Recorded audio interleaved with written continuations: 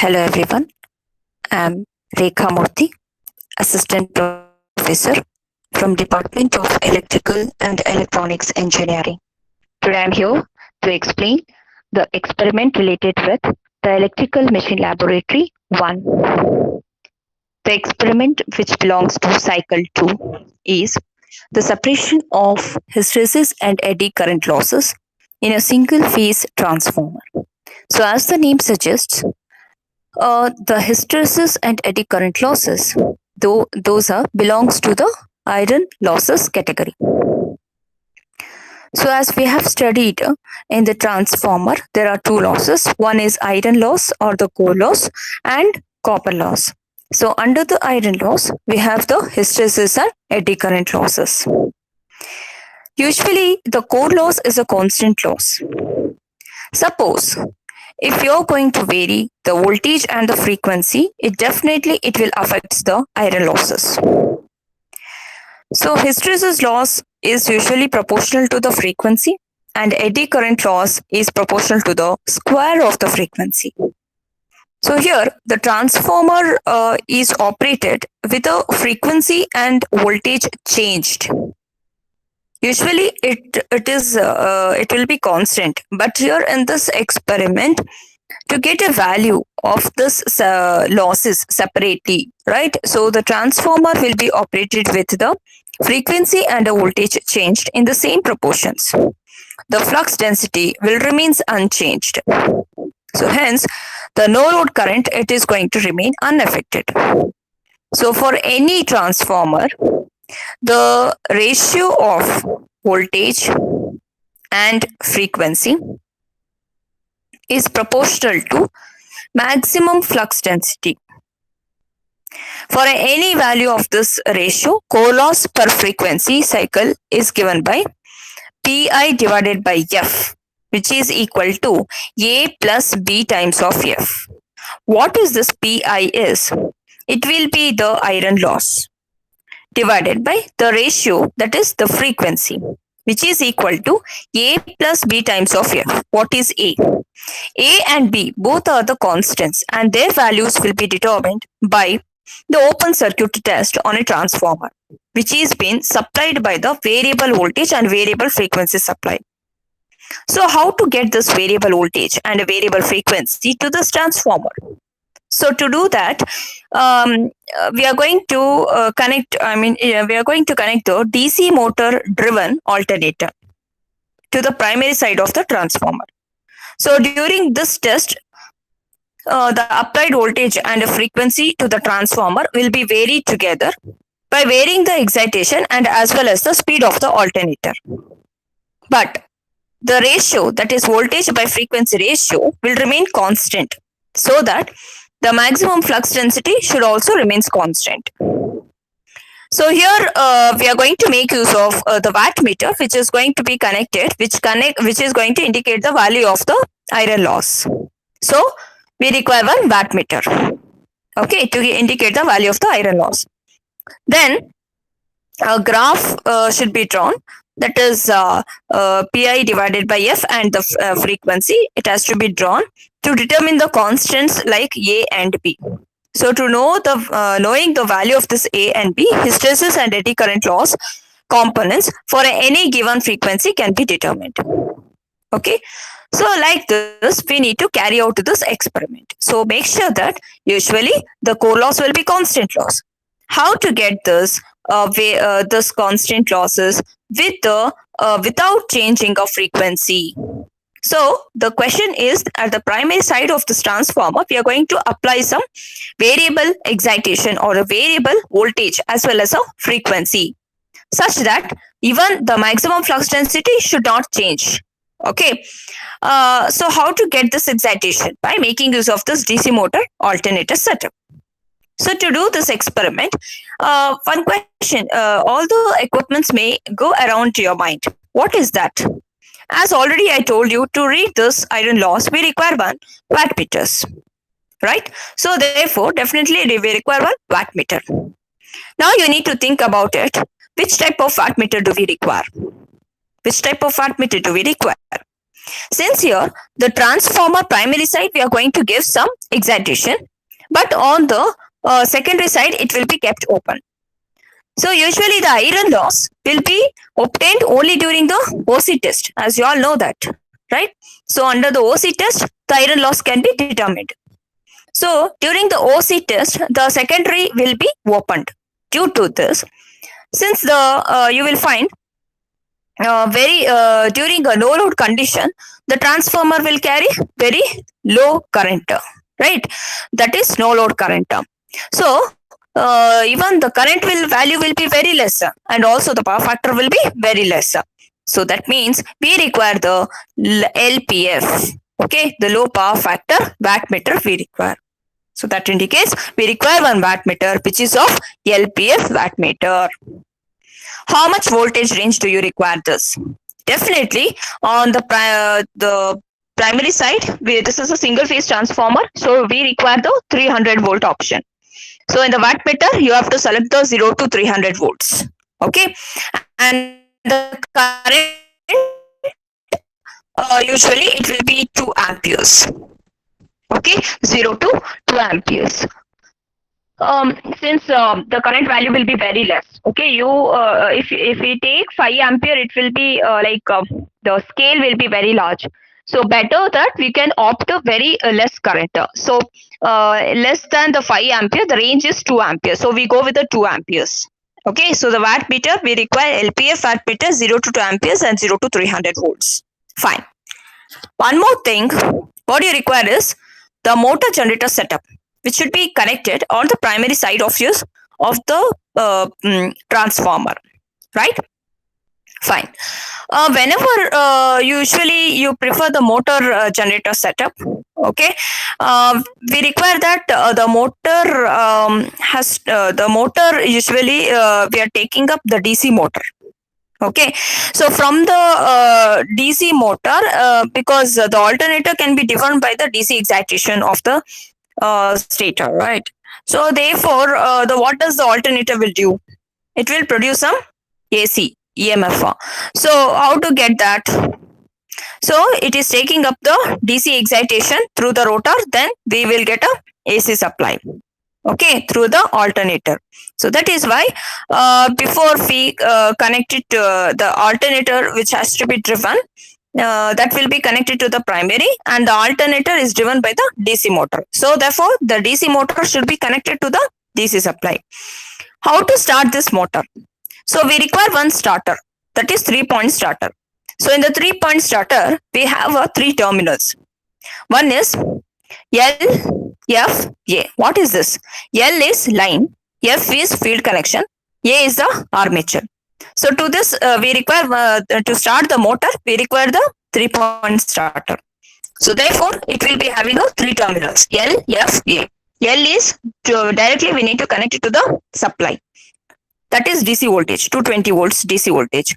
And F should be connected, that is field means usually you connect it to the usually we connect it to the winding, the field winding. Okay, so the setup will be just like it is a DC shunt motor. Okay, DC shunt motor. So instead of directly connecting to the field winding, we have to make use of the rheostat in order to limit the current. So therefore, we require one rheostat which is of 600 ohm. Which is of 600 ohm, so that so that we can limit the current.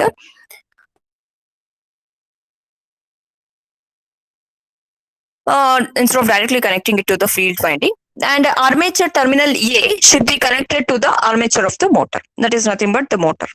So the setup will be almost, it looks like the DC shunt motor type. Okay. So that is a component we require. And as usual, we are conducting a test on the transformer, OC test. So we require one single phase transformer. Then we require wattmeter, as I told you, which type of wattmeter, how to select that, and 1 voltmeter and ammeter, which is there on the bed. So that we have to, we require that. And also one more thing I would like to tell you, that is here, directly here we are going to use one more rheostat, that is at the armature side. Okay, on the armature side we require one more rheostat, so which is of the range of 150 ohm, 5 amperes. Okay, this is what the setup which you can see. This is almost, it is of a DC shunt type of a motor.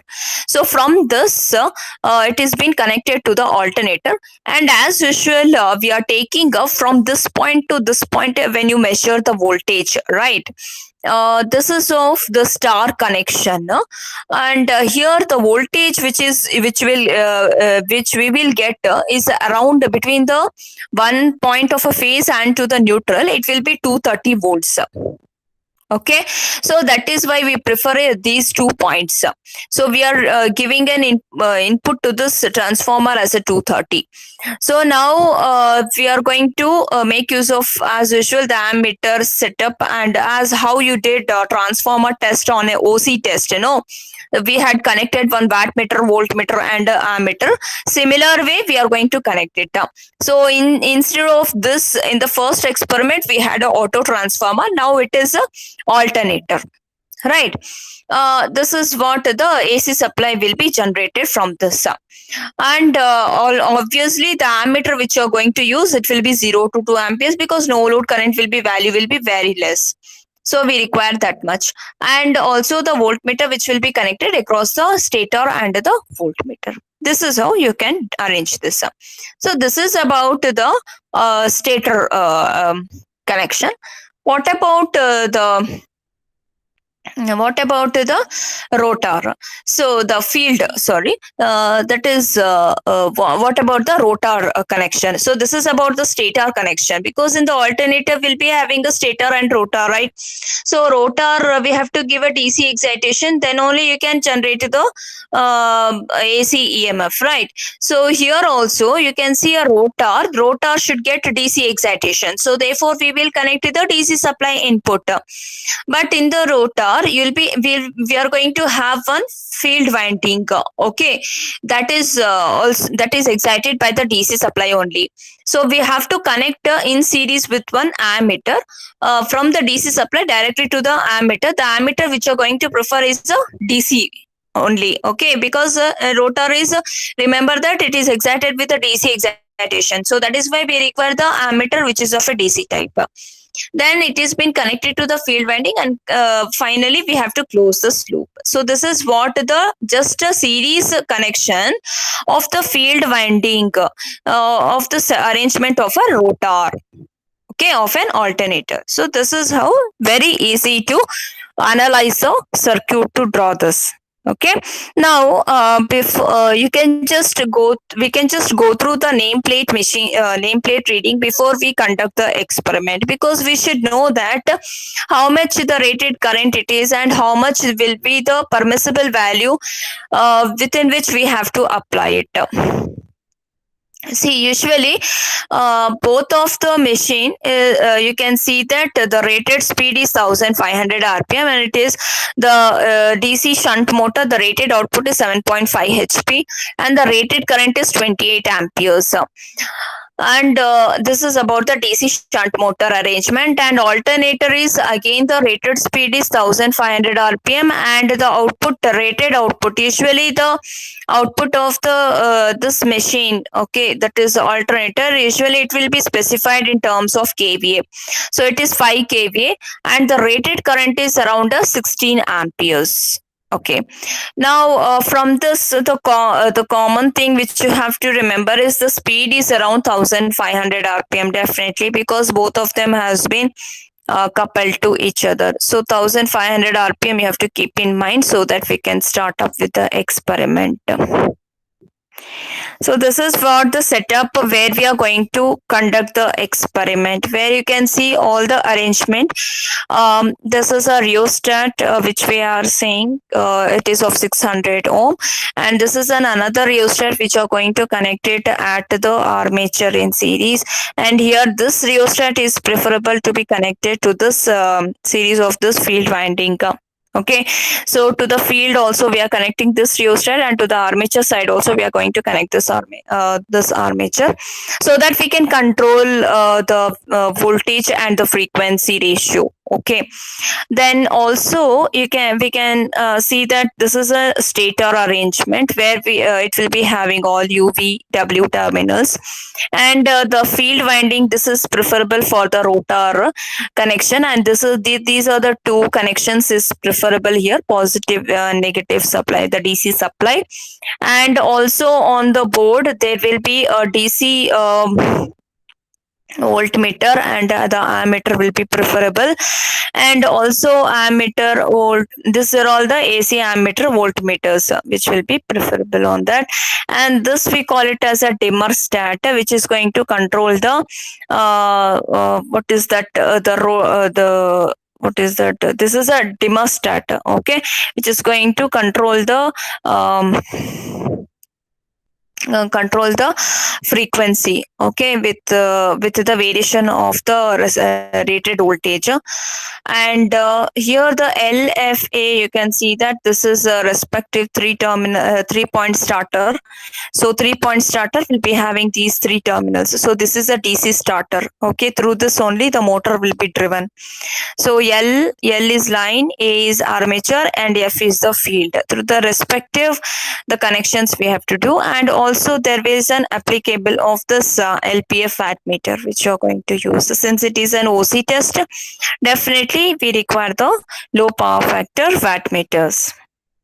Now let us see that how you are going to do the connections. So this is what L is connected to, that is positive supply is connected to the L point, and the field LFA. So first I'll finish it off LFA. Then F is connected to the rheostat of 600 ohm. The other end of the rheostat is connected to the field winding Z. The other ZZ terminal is connected back to the negative supply. This I have closed a one loop with respect to the line, and completing through the field connection, and coming back to the negative supply. Next, coming to the armature side.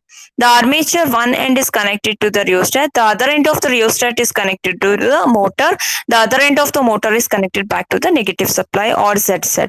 This is what one complete loop I have closed with related with the motor. Now coming to the alternator side. The U connection is connected to the ammeter. The other end of the ammeter should be connected to the wattmeter M, and MC should be shorted. The L is connected to the transformer, and the other end of this transformer is connected back to the neutral, because I want a 230 volt. So I have taken that tapping. And coming to the next point, that is related with the rotor connection. Okay, on the rotor connection, what we are going to do is the positive supply. The rotor connection, the positive supply is connected to the DC ammeter. The other end of the ammeter is connected to the field. The other end of the field should be connected back to the negative supply. Now let us insert the voltmeter. The voltmeter at the point of a U, and the another voltmeter should be connected at the neutral point. This is how we complete the connection part. Now let us move on with the procedure. So connections will be made as what we have shown here, the circuit diagram. Initially, what we have to do, the motor field rheostat, this should be in the cutout position. Both of the rheostat should be in the cutout position. The DC motor, just switch on the supply here. DC motor is started by using a 3-point starter and brought to the rated speed. So this we have to vary, so that the rated speed will be observed here around 1500 rpm. Okay, by cutting in the field rheostat if we require it. Then what we have to do, we have to close the SPST switch. This is the SPST switch. Close the SPST switch. Then vary the field rheostat gradually. Okay, so vary the vary the alternator field, this one. Okay, so vary this alternator field rheostat gradually till the rated voltage is applied. Okay, close the SPST switch, vary this dimmer stat, or you can call it as vary the alternator field rheostat, okay, gradually to the rated voltage. So rated voltage will be observed, rated voltage will be observed, okay, and the till the rated voltage, primary voltage is applied to the transformer, okay. Then that is appearing, that is appearing actually okay, that is appearing at this point. Then the frequency, once you get the 230 volt, then by varying this rheostat, the frequency will be varied, okay, by varying this frequency will be varied by varying the motor field rheostat, and the readings of the frequency are calculated, okay, by noting it down the speed. So this above procedure will be repeated for a different frequencies, and the readings will be tabulated. So bring back the demostat to the minimum position and rheostat to its initial positions, and switch off the supply. Okay, this is how we need to proceed with the um, uh, experiment. Then we have to take down the tabulations. That is the we have to note down the speed, then frequent we need to note down the speed, then frequency we have to calculate, then voltage we have to note down simultaneously, speed, voltage, and the iron loss that is indicated by the wattmeter, okay. Then frequency we have to calculate it, and also by using that simple formula, ns is equal to 120 f by p, right? So p is pole, number of pole is 4, so we have to substitute in that way, and we have to find out the frequency. Then wi by f, so this is the ratio we have to find out. Then okay, the second first formula I've already told you. The second formula is the hysteresis law, hysteresis laws, that is wh is equal to a times of f. So the a and b constant should be obtained from the graph. Similarly, eddy current loss also can be obtained, that is W is equal to B times of F square. Even the B should be, it is a constant, that is a slope of the tangent which is drawn to the curve. So when you sum up these two factors, then only we can get the value of a new value of a Wi by F. So this is what the graph we get it. Okay. So this will be the A constant and the B constants. Okay. So this is how we can conduct the experiment to separate the eddy current loss and the hysteresis loss of a single phase transformer. Thank you for watching the video.